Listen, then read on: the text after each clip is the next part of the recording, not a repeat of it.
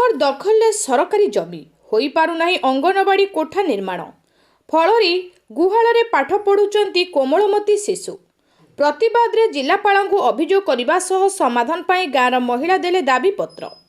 ଅଭିଯୋଗ ଅନୁସାରେ ସୁବର୍ଣ୍ଣପୁର ଜିଲ୍ଲା ଉଲୁଣ୍ଡା ବ୍ଲକ ଅନ୍ତର୍ଗତ ବିଶିପଡ଼ା ଗ୍ରାମ ପଞ୍ଚାୟତର ଖଜୁରିଆପଲ୍ଲୀ ଗାଁରେ ଅଙ୍ଗନବାଡ଼ି କୋଠା ନିର୍ମାଣ ପାଇଁ ଅର୍ଥ ମଞ୍ଜୁର ହୋଇଥିଲେ ହେଁ ଜମି ସମସ୍ୟା ନେଇ ହୋଇପାରୁନି ନିର୍ମାଣ, ଯାହାଫଳରେ ଜଣଙ୍କ ଗୁହାଳରେ ବିପଦ ସଂକୁଳ ଅବସ୍ଥାରେ ପାଠ ପଢୁଛନ୍ତି କୁନି କୁନି ଛାତ୍ରଛାତ୍ରୀ।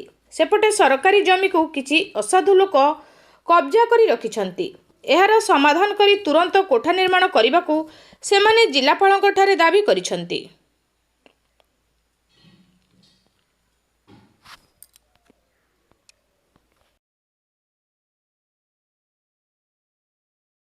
ଖଜୁରିଆପାଲ୍ଲୀରୁ ଆସୁଛେ ବିଶିପଡ଼ା ପଞ୍ଚାୟତ ମାଆ ମାନେ ସମସ୍ତେ ଆସୁଛୁ। ଆମ ଗାଁରେ ଅଙ୍ଗନବାଡ଼ି ଅଛି ହେଲେ ପଢ଼ାବାର୍ ଲାଗି ଘର ନାଇଁନ ବୋଲେ ଗୋଟେ ଗୁହାଲେ ପଢ଼ାଉଛନ୍ ଛୁଆମାନଙ୍କୁ 15 ବରଷ ହେଲାନ। ବୋଲେ ଅଙ୍ଗନବାଡ଼ି ହଉ ବୋଲି ଆମେ ଦାବି କରବାର୍ ଲାଗି ଆସିଛୁ। ଜାଗା ଅଛେ, ସରକାରୀ ଜାଗା ଅଛେ, ନାଇଁ ହେବାର୍ କାଲି ଆମେ ଛୁଆକର୍ ଲାଗି ଅଙ୍ଗନବାଡ଼ି ଘର ଆଇଛେ, ଘର ଜାଗା ନାଇଁ ବୋଇଲେ ଆମେ ସେଥିର୍ ଲାଗି ଆପତ୍ତି କରବାର୍ ଲାଗି ଆଇଲେ ଆମକୁ ଏଇଠି ଗୋଟେ କୁରିଆରେ ପଡିବ।